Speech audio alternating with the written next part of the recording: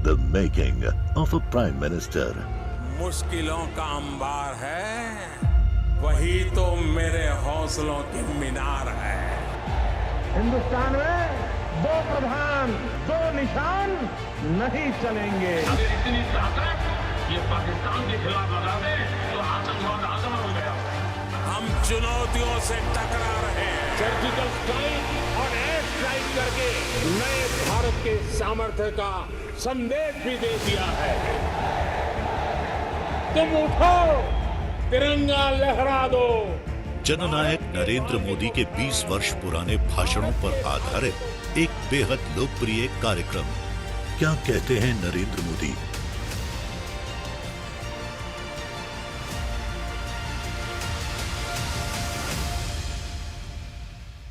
नमस्कार, मैं हूं आपके साथ मीमांसा मलिक। हमारे खास प्रोग्राम क्या कहते हैं नरेंद्र मोदी में आज हम आपको सुनवाएंगे पीएम मोदी का वो ऐतिहासिक भाषण जो उन्होंने 30 सितंबर 2013 को मुंबई में दिया। एक कार्यक्रम के दौरान मोदी ने कहा कि मुझ में परमात्मा ने एक अलग सॉफ्टवेयर डाला है, इसीलिए मैं कभी भी छोटा नहीं सोच सकता। इतनी गालियां पड़ी, इतने झूठे आरोप लगे, लेकिन जनता जनार्दन ने मुझे कभी मेरा साथ छोड़ा नहीं।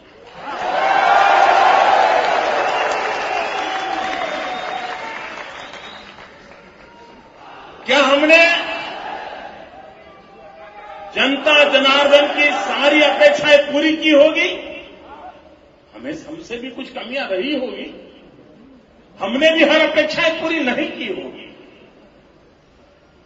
उनकी इच्छाएं अधूरी रही होगी, लेकिन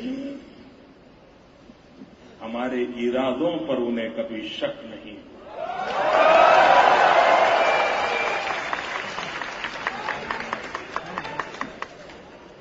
इस देश की जनता चीजों को समझती है। जब देश पर संकट था, लाल बहादुर शास्त्री ने कहा था, देश में अनाज का संकट है, युद्ध का समय है, एक समय खाना छोड़ दीजिए। हिंदुस्तान के लोगों ने सोमवार को खाना छोड़ दिया, लाल बहादुर शास्त्री को याद करके छोड़ दिया। ये देश ऐसा है, मित्रों, हिंदुस्तान की जनता की ताकत कोई जानता नहीं है। अभी एक अंतर्राष्ट्रीय सर्वे हुआ था, दुनिया के सबसे ईमानदार शहर कौन से हैं? और भाइयों बहनों, आपको जानकर के आनंद होगा, दुनिया में सबसे ईमानदार शहरों में दूसरा नंबर मुंबई का है।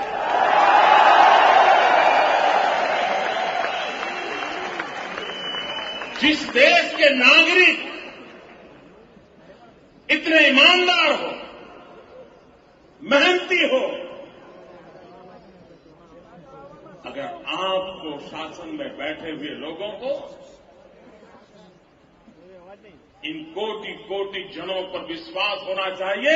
अगर उन पर विश्वास है तो देश में हम जहां भी ले जाना चाहे ले जा सकते हैं। इनकी राजनीति का चरित्र बदल चुका है दोस्तों। कुछ नेता आज भी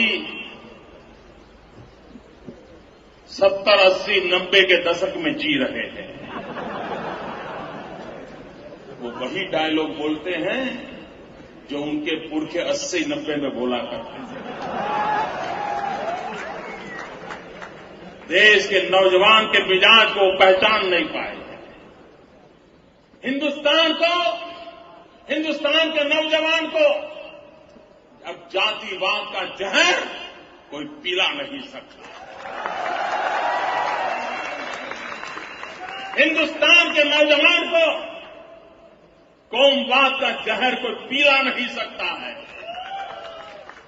इस देश का जवान अब एक ही भाषा समझता है, एक ही मंत्र का जाप करता है, एक ही सपने की आराधना करता है।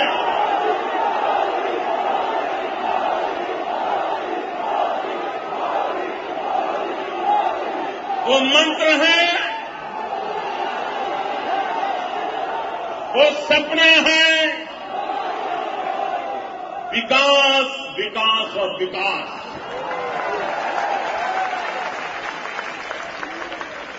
सब समस्याओं का समाधान विकास में है।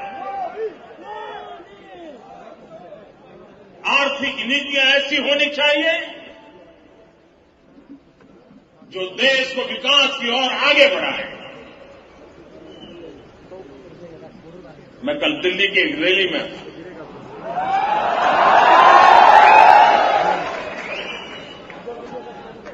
उनके नाक के नीचे थी।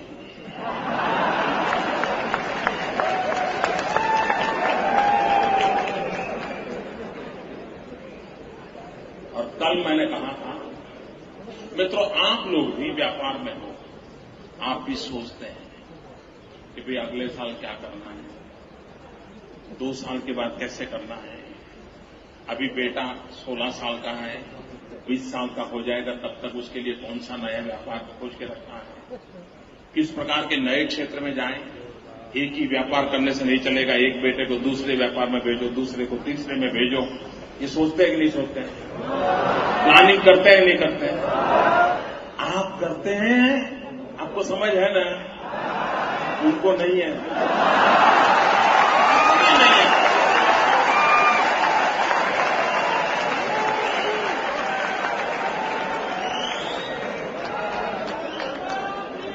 मैं कभी कभी आप में से कई महापुरुष जब देश का बजट होता है तो टीवी डिबेट में होते हैं।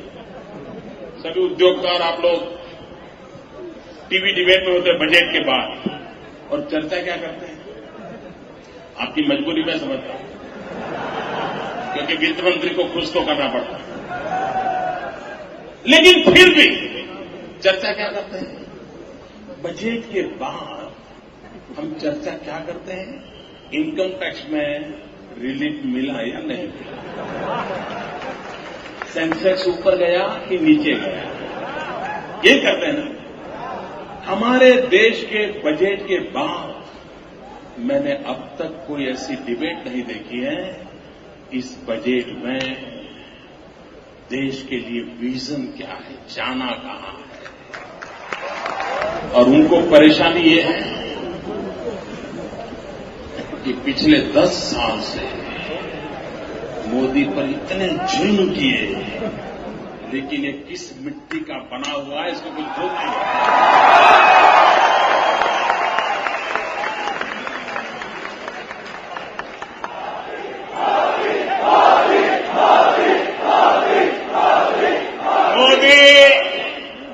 मोदी उस मिट्टी से बना है जिस मिट्टी से सरदार पटेल बने,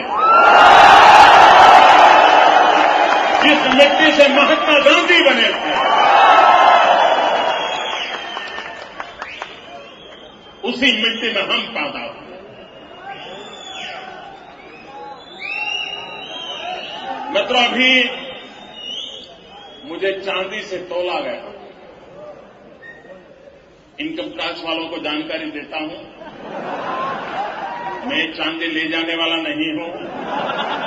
आपका समय बर्बाद मत करना। ये जो चांदी से मुझे तोला गया है, उससे जितने ही रुपये मुझे मिल रहे हैं, वे सारे रुपये सरदार वल्लभ भाई के स्टैच्यू बनाने के लिए खर्च किए।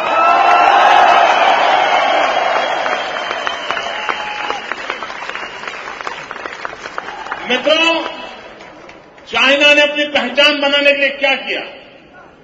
सांघाई बनाया, सारी दुनिया के सामने सांघाई दिखाया, चाइना ने ताकत का परिचय करवाया। दुनिया का हर देश पूरे विश्व पर छा जाने के लिए कोई न कोई तौर तरीके ढूंढता है। मित्र, हमारा भी एक सपना है, उस सपने में मुझे आपकी मदद चाहिए। करोगे? पक्का? वादा? वो भरोसे वाली बात नहीं होनी चाहिए। मित्रों, हम गुजरात में सरदार वल्लभ भाई पटेल का विश्व का सबसे ऊंचा स्मारक बनाना चाहते हैं। और सबसे ऊंचा मतलब पता है? आज दुनिया का सबसे ऊंचा स्टैच्यू है स्टैच्यू ऑफ लिबर्टी। हम बनाएंगे statue of unity.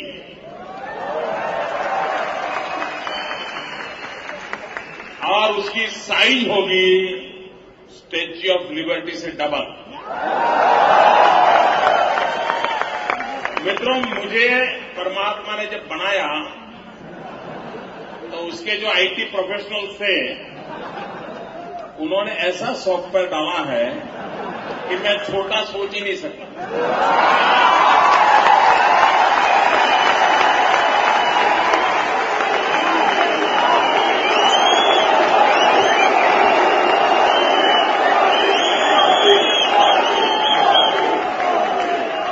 Sardar Vallabh भाई पटेल ने देश की एकता के लिए काम किया था।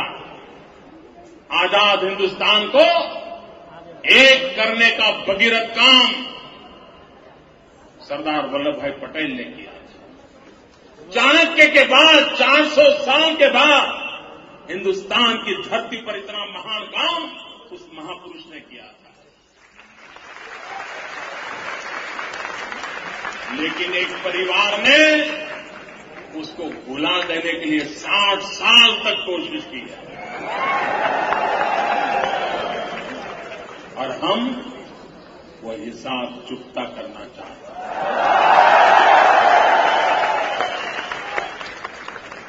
उन्होंने देश की एकता के लिए काम किया था, इसलिए इस स्मारक का नाम रखा है स्टैच्यू ऑफ यूनिटी।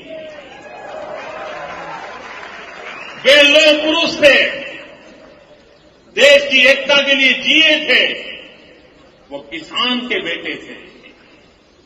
और इसलिए हम इस स्मारक के माध्यम से पूरे हिंदुस्तान को जोड़ना चाहते हैं, भावनात्मक रूप से एक करना चाहते हैं। इसलिए हमारी योजना है कि हिंदुस्तान के हर गांव से लोहा एकत्र करेंगे।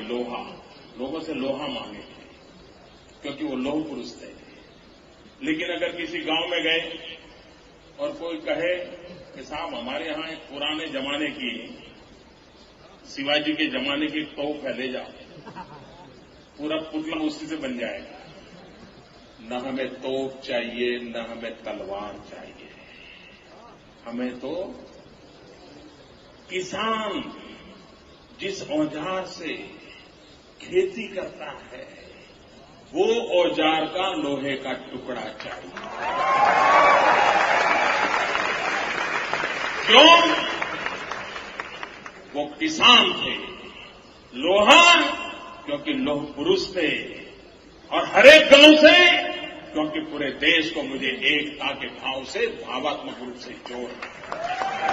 भाइयों बहनों, आपने गर्मजोशी से स्वागत किया, सम्मान किया। आपने एक संदेश दे दिया है परिवर्तन का।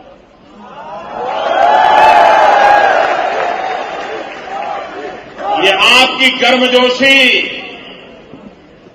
ये आपका उत्साह, ये उमंग मेरी पार्टी के कार्यकर्ताओं का तो हौसला बुलंद करता है, लेकिन उनकी नींद हराम करता है। The making of a Prime Minister.